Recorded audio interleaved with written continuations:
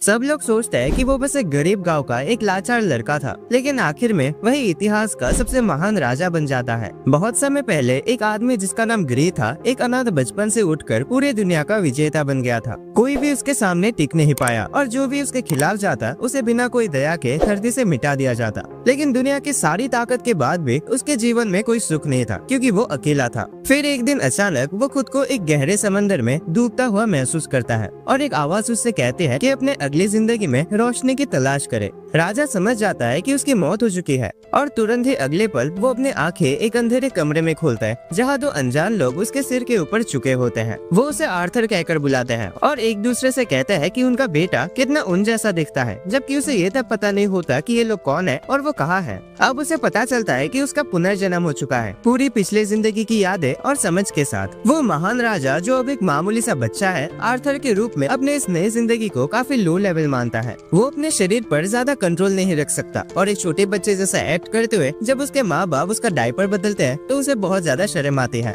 एक दिन आर्थर देखता है कि उसका फादर मैजिक का यूज करके अपने शरीर को मजबूत बना रहे हैं ताकि वो आराम से खेतों में काम कर सके, और उसकी माँ उनका इलाज करते हैं जब वो चोट खा जाते हैं। यही पहली बात है जो आर्थर को इस नई दुनिया के लिए एक्साइटेड बनाती है और उसे पता चलता है कि ये दुनिया पृथ्वी नहीं है, क्योंकि यहाँ जादू है। जल्दी ही आर्थर को पता चलता है कि उसके फादर एक एडवेंचरर है जो अक्सर अपने दोस्तों के साथ मॉन्स्टर्स का शिकार करने जाते हैं। वो अंदाजा लगाता है कि जब यहाँ हर किसी को हथियार रखने की इजाजत है तो ये जगह काफी खतरनाक होनी चाहिए। इसीलिए वो फैसला करता है कि उसे जल्द से जल्द ताकतवर बनना होगा ताकि वो अपनी रक्षा कर सके। लेकिन ये दिन अभी दूर है, क्योंकि फिलहाल तो वो सिर्फ एक नन्हा सा बच्चा है जो तुरंत सो जाता है जब भी उसकी माँ लोरी गाते हैं। लेकिन जल्दी ही वो अपनी इस छोटी सी बेचैनी से ऊपर उठ जाता है और इस शांत पलों का मजा लेने लगता है, क्योंकि अपनी पिछले जिंदगी में तो वो हमेशा जानलेवा हमलों के खतरे में सोता था। कुछ महीने गुजर जाते हैं और आर्थर आखिरकार घर में इधर उधर रेंगने लगता है। वो सोने का नाटक करता है ताकि उसकी माँ उसे अकेला छोड़ दे और फिर चुपके से घर की लाइब्रेरी में घुस जाता है, जहाँ वो इस दुनिया के बारे में जानकारी ढूंढने के लिए किताबें पढ़ता है। उसे पता चलता है कि जिस देश में वो रहता है उसके नॉर्थ में ड्वार्फ्स का एक देश है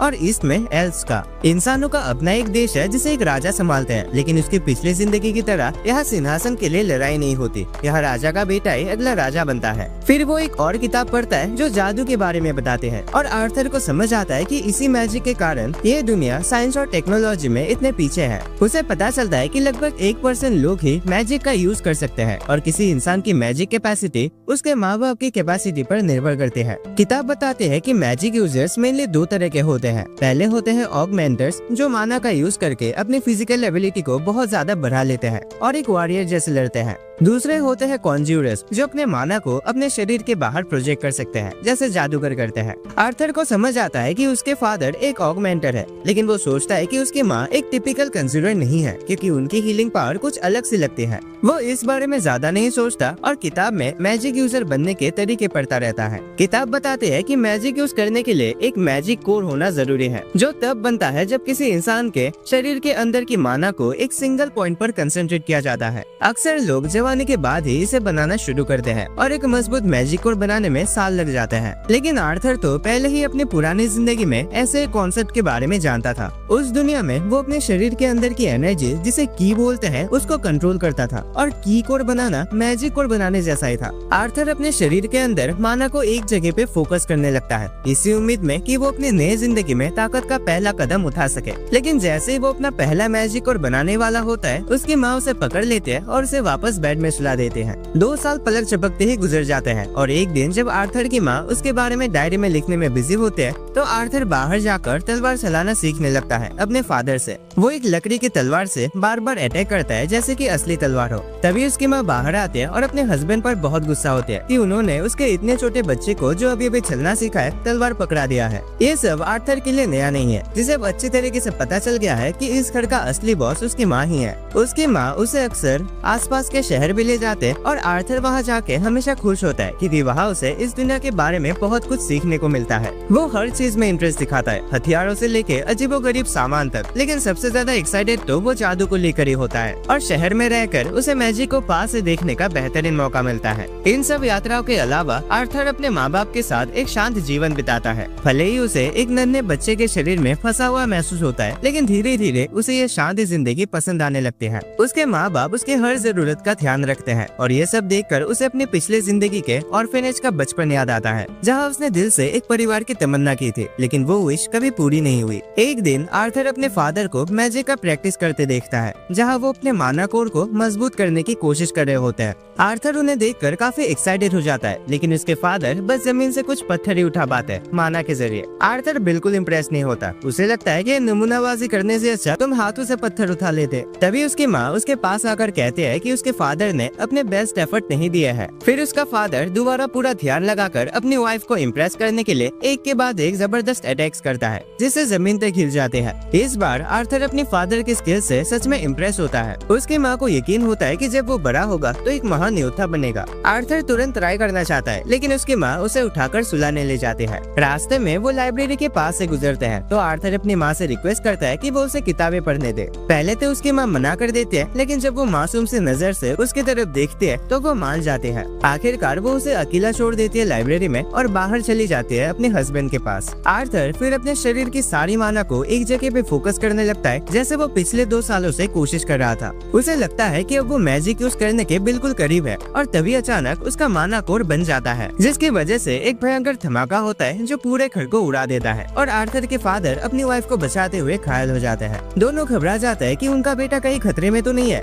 लेकिन जब वो अंदर जाके देखते हैं तो उनकी आंखों पर विश्वास नहीं होता। आर्थर हवा में तैर रहा होता है एक सुनहरे रोशनी के साथ। आर्थर उन्हें एक कॉन्फिडेंस स्माइल देता है और बताता है कि वो मैजिक कर सकता है। वो जमीन पर उतरता है और उनकी तरफ चलने लगता है, लेकिन तभी छत का एक टुकड़ा उसकी तरफ गिरता है। वो घबरा जाता है और सोचता है कि शायद उसकी जिंदगी का ये आखिरी पल है, लेकिन उसके दोनों माँ बाप एक साथ उसकी तरफ कूद जाते हैं उसे बचाने के लिए। आर्थर तभी समझ जाता है कि उसके माँ बाप की जिम्मेदारी है उसे सुरक्षित रखना, लेकिन जब वो दोनों रो पड़ते हैं तो आर्थर हैरान रह जाता है। अपनी पिछली जिंदगी में उसने कभी ऐसा इमोशन महसूस नहीं किया था। दूसरे बच्चों के माँ बाप भी या तो गर्व दिखाते या फिर निराशा, पर कभी ऐसे आंसू नहीं बहाते थे। जैसे वो सोचता है कि एक ऐसा नया एहसास है, आर्थर भी रो पड़ता है अपनी माँ से चिपक के बिना सोचे समझे। कुछ साल गुजर जाते हैं और अब आर्थर एक छोटा लड़का बन गया है जो अपने फादर रेनॉल्ड से कॉम्बैट स्किल्स सीख रहा है। आर्थर और उसके फादर गार्डन में आमने सामने खड़े होते हैं, जहाँ उसके फादर उसे अपने ग्लव्स देना चाहते हैं, लेकिन आर्थर उन्हें मना कर देता है क्योंकि उसे पता है कि इस उम्र में उसके पास उन्हें संभालने की ताकत नहीं है।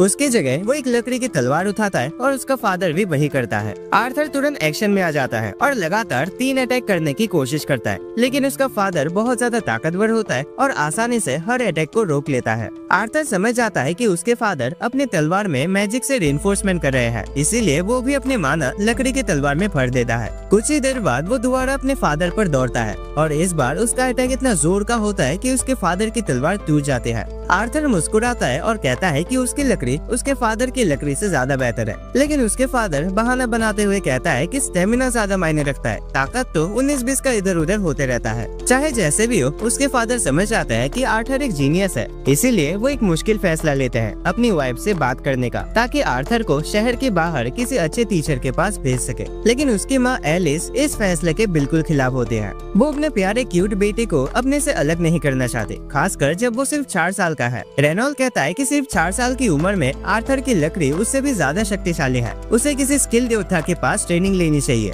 लेकिन उनके किसी भी फैसले पर पहुंचने से पहले आर्थर बोल पड़ता है और कहता है कि इतना झमेला करने से अच्छा उन सबको साथ मिलकर जाना चाहिए। ये आइडिया चाहे जितना भी बेकार लग रहा हो, दोनों माँ बाप तुरंत मान जाते हैं, शायद इसीलिए क्योंकि उनके दुनिया में अभी भी घर की देखभाल करने का ज्ञान नहीं आया है। कुछ दिन बाद एलिस और रेनॉल्ड के पुराने पार्टी मेंबर्स आते हैं उनके साथ सफर पे जाने के लिए, और आर्थर उन सब से मिलता है। उसके माँ बाप के पुराने ग्रुप में काफी सारे स्किल्ड एडवेंचरर्स थे। एडम इस ग्रुप का लीडर था। ये बड़ी 6 सौ वाली औरत है एंजेला। डार्डन एक एवरेज से दिखने वाला आदमी है और एक स्किल्ड आर्चर जिसका नाम हेलन है, और जैस्मिन एक पिक्सी टाइप का लड़की जो किसी वजह से आर्थर पर शक करते हैं, पता नहीं क्यों। जल्द ही सब लोग चलना शुरू कर देते हैं और आर्थर को पता चलता है कि इस दुनिया में ट्रांसपोर्ट अब भी काफी पुराना है, जबकि उसके पिछले दुनिया में लोग एयरशिप लेकर घूमते थे। कुछ देर बाद सब लोग रुककर खाना खाने बैठते हैं, लेकिन तभी जंगल से कुछ भेड़िया मॉन्स्टर निकल कर आ जाते हैं खाने की स्मेल के कारण। जैस्मिन तुरंत एक्शन में आ जाते हैं, 2 डैगर्स पकड़ के हर उस भेड़िए को काट देते हैं जो उसके सामने आता है। रेनॉल्ड, एडम और हेलन भी अपने अपने हथियारों से कुछ और भेड़ियों को मार गिराते हैं। डार्डेन और एंजेला अपनी मैजिक का इस्तेमाल करते हैं और बचे हुए मॉन्स्टर्स को पूरी तरह से तबाह कर देते हैं। उस रात सब लोग मॉन्स्टर्स को पका के खाने लगते हैं। थोड़ी देर बाद एलिस देखते हैं कि रेनॉल्ड के हाथ से अभी खून बह रहा है, तो वो उसका इलाज करने लगते हैं। बाकी के पार्टी मेंबर्स तुरंत खड़े हो जाते हैं और उन दोनों के आसपास एक प्रोटेक्शन सर्कल बना लेते हैं।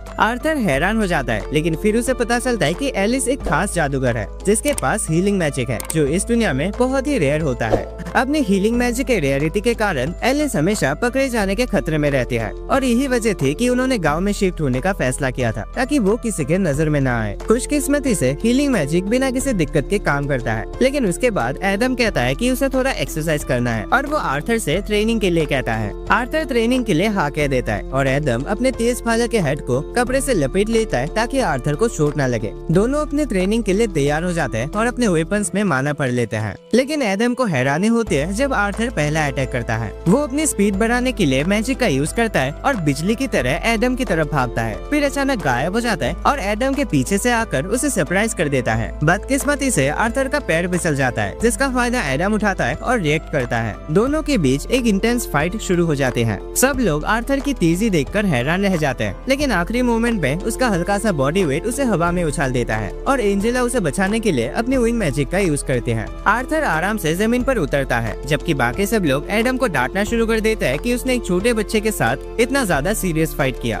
एडम अपना बचाव करता है और कहता है कि बच्चा बहुत स्ट्रॉन्ग है, लेकिन कोई उसकी बात नहीं सुनता। जैस्मिन दूसरी तरफ आर्थर की स्किल से काफी इम्प्रेस लगते हैं और उसे उसके टेक्निक्स के बारे में सवाल पूछने लगते हैं। अगले कुछ दिन काफी तेजी से निकल जाते हैं, जहाँ आर्थर हर रोज ट्रेनिंग करता है, खाता है, सोता है और फिर से ट्रेनिंग करता है, पार्टी के लगभग हर मेंबर के साथ। उसने एडम से लैंस टेक्निक सीखी, रेनॉल्ड से पुशअप्स, हेलन से आर्चरी और जैस्मिन से रनिंग, जो उसेन बोल्ट की तरह उसे भागना सिखाते हैं। जैस्मिन को आर्थर काफी पसंद आ जाता है और वो उसे एक किटी पार्टी में फंसाने की कोशिश करते, एक छोटी तलवार और बेबी ऑयल देकर, लेकिन आर्थर की माँ नहीं चाहती कि उसका बेटा किसी प्रॉब्लम में पड़े, तो वो उसे बुला लेते हैं। जल्द ही सभी अपना सफर फिर से शुरू करते हैं, लेकिन अचानक कुछ हलचल की वजह से उन्हें रुकना पड़ता है। तभी अचानक कई तीर उनकी तरफ उड़ते हैं और आर्थर तुरंत समझ जाता है कि उन पर लुटेरों ने हमला किया है। डार्डेन और एडम तुरंत गाड़ी के सामने आ जाते हैं, जबकि एंजेला अपने विंग मैजिक का यूज करके सभी तीरों को उड़ा देते हैं। आर्थर बाहर झांकता है और देखता है कि उन्हें चारों तरफ से लुटेरों ने घेर रखा है। वो भयानक चेहरे वाला बैंडिट लीडर अपने लोगों को हुक्म देता है कि एलिस और आर्थर को चोट न पहुंचाया जाए, क्योंकि उन्हें ज्यादा दाम में बेचा जा सकता है और बाकी सबको खत्म कर दिया जाए। सभी लुटेरे जोर से चीख कर हाँ में हाँ मिलाते हैं और लड़ाई के लिए आगे बढ़ते हैं, जहाँ उनका एक एक करके रेनॉल्ड और उसकी पार्टी के मेंबर्स द्वारा सफाया किया जाता है। आर्थर जानता है कि उनकी पार्टी के हर एक सदस्य इंडिविजुअली बहुत पावरफुल है, लेकिन दिक्कत तब शुरू होती है जब लुटेरे संख्या में ज्यादा होने का फायदा उठाने लगते हैं। लगातार फाइटिंग के कारण पार्टी मेंबर्स थक जाते हैं। तभी बैंडिट लीडर रेनॉल्ड्स के साथ 1v1 लड़ने जाता है और उसे गाड़ी में दे मारता है जिसमें आर्थर था। गाड़ी टूट जाती है और एलिस तुरंत रेनॉल्ड की मदद करने दौड़ती है, लेकिन रेनॉल्ड उससे कहता है कि वो अपने मैजिक यूज न करे, वरना हालात और खराब हो जाएंगे। रेनॉल्ड खुद किसी तरह उठता है और आर्थर से कहता है कि वो अपनी माँ को ले जाए किसी सुरक्षित जगह पर, जब तक वो बैंडिट लीडर से निपट रहा है।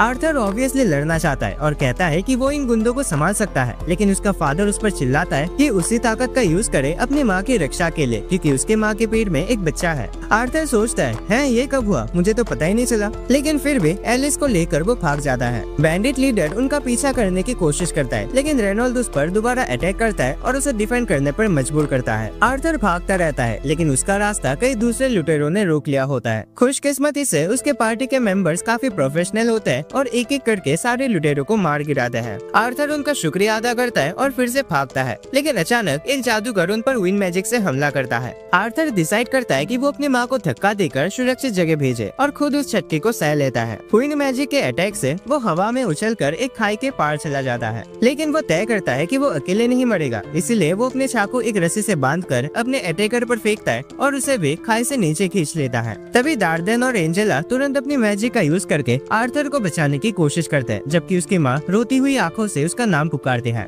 उसी दौरान आर्थर एक अलग ही शांति महसूस करता है, जैसे उसने कुछ बड़ा हासिल कर लिया हो। आर्थर सोचता है कि क्या यही खुशी का एहसास होता है, जब अचानक उसकी आंखों में आंसू आ जाता है, क्योंकि उसे याद आता है कि वो बड़ा भाई बनने वाला था, लेकिन अब उसे लगता है कि वो जिंदगी उसे छीन ली गई है। जैसे आर्थर गिरने के बाद अपनी आंखें खोलता है, उसे पता चलता है कि वो अभी भी जिंदा है। वो सोचता है कि वो कहाँ है, तभी जमीन उसके नीचे से कांपने लगती है, जैसे कोई बहुत बड़ा चीज उसकी तरफ बढ़ रहा हो। आर्थर उठकर देखने की कोशिश करता है और तभी एक डरावने शक्ल वाले डीमन को देखकर उसकी रूह कांप जाती है, जो उसका नाम लेकर उसे बुलाता है। आर्थर डर जाता है, लेकिन वो एक सिग्मा बॉय है जो बिना फाइट के हार नहीं मानता। वो डीमन पर अटैक करता है, लेकिन डीमन उसे आराम से एक तरफ पटक देता है। जैसे आर्थर उठता है, डीमन कहता है कि उसे अभी बहुत कुछ सीखना बाकी है। फिर वो डीमन उसे ये भी बताता है कि वो उसका दुश्मन नहीं बल्कि दोस्त है। आर्थर समझ नहीं पाता कि क्या हो रहा है। तभी डीमन कुछ फल तोड़ के लाता है और कहता है कि पहले उसे खाना होगा, वरना वो कोई भी सवाल का जवाब नहीं देगी। आर्थर के पास कोई और ऑप्शन नहीं होता, तो वो तुरंत फल खाना शुरू कर देता है। खाने के बाद वो डीमन से पूछता है कि क्या उसके माँ बाप ठीक है। डीमन उसे एक विजन दिखाता है जिसमें रोड पर उसके पेरेंट्स और उसके दोस्तों ने लुटेरों से लड़ाई की थी। हर तरफ लुटेरों के लाशें पड़े होते हैं। डीमन आर्थर को बताता है कि जिसे भी वो जानता था सब जिंदा है और कुछ दिन पहले ही सुरक्षित सफर पर निकल चुके हैं। ये सुनकर आर्थर की आंखों में खुशी के आंसू आ जाते हैं। उसका दिल हल्का हो जाता है। फिर वो डीमन से उसका नाम पूछता है ताकि उसका धन्यवाद कर सके, और डीमन अपना नाम बताता है, सिल्विया। कुछ दिन बीत जाता है जब आर्थर अभी भी सिल्विया के केव में होता है। फल खाकर अपने आप को हील कर रहा होता है। वो जितना जल्दी हो सके अपने पेरेंट्स के पास जाना चाहता है, लेकिन सिल्विया कहते हैं कि ये इतना आसान नहीं है। उसे एक ऐसे जंगल से गुजरना पड़ेगा जो खतरनाक मॉन्स्टर्स और डरावनी चीजों से भरा है। लेकिन सिल्विया के पास एक और तरीका है जिससे वो आर्थर को उसके परिवार से मिला सकते हैं, लेकिन इसमें स्पेस टाइम फैब्रिक में एक सुराग बनाना होगा जो बहुत टाइम लेता है। आर्थर इस बात को समझ जाता है और जब तक सिल्विया ये सुराग बना रही होती है, आर्थर अपनी ट्रेनिंग जारी रखता है। अब उसे ये समझ आ गया है कि चाहे सिल्विया दिखती एक डीमन जैसे हो, लेकिन वो अंदर से एक बहुत ही दयालु और केयरिंग इंसान है, खासकर आर्थर के लिए। एक दिन जब आर्थर अपना माना पे काम कर रहा होता है, सिल्विया डिसाइड करते हैं कि उसे एक ऐसा ट्रिक सिखाया जाए जो इंसान नहीं जानते। वो हवा से माना को इकट्ठा करते हैं और अपने हाथ में एक चमकदार बॉल बना लेते हैं, जो आर्थर को चौंका देता है क्योंकि उसने ऐसा कुछ पहले कभी नहीं देखा। सिल्विया उसे बताते हैं कि ज्यादातर इंसान सोचता है कि वो या तो माना इकट्ठा कर सकता है या उसका इस्तेमाल, लेकिन नेचर में काफी जीव ऐसे होते हैं जो दोनों काम एक साथ कर सकते हैं। वो आर्थर को ये ट्रिक सिखाने का ऑफर करते हैं, लेकिन उससे पहले वो जानना चाहते हैं कि आर्थर इतना स्ट्रॉन्ग होने के बाद क्या करेगा। आर्थर काफी देर तक सोचता है और फिर जवाब देता है कि जब वो स्ट्रॉन्ग बन जाएगा तो हर उस इंसान को मार देगा जो उसके लोगों को नुकसान पहुंचाने की कोशिश करेगा। लेकिन सिल्विया को ये जवाब पसंद नहीं आता और वो उसे एक तरफ पटक देता है। आर्थर इस बात से गुस्सा हो जाता है, लेकिन सिल्विया उसे कहती है कि उसने उसका टेस्ट फेल कर दिया क्योंकि वो किसी ऐसे इंसान को कुछ भी नहीं सिखाएगी जिसमें से पागल और जानलेवा सोच हो। आर्थर कंफ्यूज हो जाता है क्योंकि उसके पिछले जिंदगी का बस एक ही लेसन था, तुम स्ट्रॉन्ग बनो ताकि अपने दुश्मनों को मार सको। लेकिन जब सिल्विया उसे पूछती है कि क्या उसे हमेशा लोगों को मारने के बारे में सोचना अच्छा लगता है, तो आर्थर चुप हो जाता है। फिर सिल्विया उससे कहती है कि ताकत का इस्तेमाल सिर्फ मारपीट के लिए नहीं होता और वो नहीं चाहती कि आर्थर अपनी जिंदगी गुस्से और वायलेंस में बर्बाद करे। उसकी बातें सीधा आर्थर के दिल को छू लेते हैं, जैसे कि सिल्विया उसकी पुरानी जिंदगी के बारे में सब कुछ जानती हो। वो फिर से वही सवाल पूछते हैं कि जब आर्थर स्ट्रॉन्ग बनेगा तो क्या करेगा। इस बार आर्थर जवाब देता है कि वो उन लोगों की रक्षा करेगा जो उसे प्यार करते हैं। सिल्विया को ये जवाब पसंद आता है और वो उसे सिखाना शुरू करते हैं कि कैसे माना को सीधा अपने आसपास के एनवायरनमेंट से जमा करके उसे यूज किया जा सकता है। आर्थर इस टेक्निक को काफी जल्दी सीख जाता है, लेकिन जैसे ही वो एक्साइटेड होकर सिल्विया को दिखाने के लिए दौड़ता है, सिल्विया उसे एक तरफ मार देती है और पत्थरों के नीचे दबा देती है। आर्थर कंफ्यूज हो जाता है, लेकिन सिल्विया टेलीपैथी के जरिए उसे कहते हैं कि बिल्कुल आवाज भी मत करना। कुछ ही पल बाद सिल्विया जैसे एक और डीमन वहाँ आता है और कहता है कि वो उसके साथ वापस चले। सिल्विया मना कर देते हैं, तो वो डीमन उस पर एक एनर्जी बॉल से अटैक करता है। आर्थर ये देखकर परेशान हो जाता है, लेकिन सिल्विया उसे तसल्ली देते हैं कि वो ठीक है। वो खड़ी होती है और अपनी पूरी पावर रिलीज करती है। उसका डीमन जैसा शरीर टूट जाता है और वो एक सफेद ड्रैगन में बदल जाते हैं। फिर वो उस डीमन पर एक हाइपर बीम छोड़ देती है जिसे वो मुश्किल से रोक पाता है। वो सिल्विया को चेतावनी देती है कि इतनी बड़ी पावर का यूज उसके लिए महंगा पड़ सकता है, लेकिन सिल्विया कहते हैं कि उसे अपनी जिंदगी से कोई पछतावा नहीं है। वो डीमन उसकी अटैक किसी तरह कैंसिल कर देता है और फिर उस पर डार्क एनर्जी बॉल की बारिश कर देता है, जिनमें से कुछ केव को भी डैमेज करते हैं। सिल्विया थोड़ी डिस्ट्रैक्ट हो जाते हैं क्योंकि वो चेक करना चाहती थी कि आर्थर सेफ है या नहीं। ये देखकर डीमन एक बड़ा अटैक करता है जिसे वो सिल्विया को होश में नहीं छोड़ता। सिल्विया समझ जाती है कि अब आर्थर भी खतरे में आ सकता है, इसलिए वो डिसाइड करते हैं कि वो सब कुछ दांव पे लगा देगी ताकि आर्थर को वहाँ से निकाल सके। सिल्विया अपनी सारी ताकत का इस्तेमाल करके समय को रोक देते हैं और फिर आर्थर को बाहर बुलाते हैं। कहते हैं कि अब उसे घर जाना होगा। वो स्पेस और टाइम में एक सुराग खोलते हैं और कहते हैं कि ये पोर्टल उसे सीधा उसके परिवार के पास नहीं ले जाएगा, लेकिन अब वो इतना स्ट्रॉन्ग हो गया है कि अकेला सर्वाइव कर सकता है जब तक वो उन्हें ढूंढ ना ले। आर्थर समझ आता है कि सिल्विया अपने आप को उसके लिए कुर्बान कर रही है और उसका दिल टूट जाता है, लेकिन सिल्विया उसे वादा करवाती है कि वो अपनी ताकत का इस्तेमाल उन लोगों की रक्षा के लिए करेगा जिन्हें वो प्यार करता है। फिर वो उसे अलविदा के रूप में कुछ गिफ्ट देते हैं, एक क्रिस्टल अंडा और एक पंख, और कहते हैं कि उनका ध्यान अच्छी तरह से रखे। उसके बाद सिल्विया आर्थर को एक प्यार भरा किस देती है और अचानक आर्थर के दोनों हाथों पर सुनहरे टैटूज आ जाते हैं। सिल्विया कहती है कि उनका मतलब और मकसद उसे तब समझ आएगा जब सही समय आएगा, लेकिन अभी के लिए बाय बाय। फिर सिल्विया उसे बताती है कि उसे असल में इतना समय नहीं लगा पोर्टल बनाने में, उसने जानबूझकर देर करा क्योंकि उसे कुछ दिन आर्थर के साथ बिताना था, जो उसे बहुत अच्छा लगा। आर्थर ये सुनकर रो पड़ता है और समझ आता है कि वो अभी इतना स्ट्रॉन्ग नहीं है कि सिल्विया को बचा सके, चाहे उसने वादा किया था कि वो अपने को हमेशा बचाएगा। सिल्विया कहते हैं कि उनका वादा इस सिचुएशन में लागू नहीं होता और उसे जल्दी करने को कहते हैं। आर्थर कहता है कि उसे फर्क नहीं पड़ता कि सिल्विया एक ड्रैगन है या डीमन, क्योंकि वो उसके लिए एक परिवार है और परिवार को कभी पीछे नहीं छोड़ा जाता। सिल्विया हंसकर कहते हैं कि उसके पास ऑलरेडी एक माँ है, तो आर्थर डिसाइड करता है कि वो उसे ग्रैंड माँ बुलाएगा। ये सुनकर सिल्विया एक ड्रैगन रो पड़ते हैं। फिर वो आर्थर को धक्का देकर पोर्टल के अंदर भेजते हैं।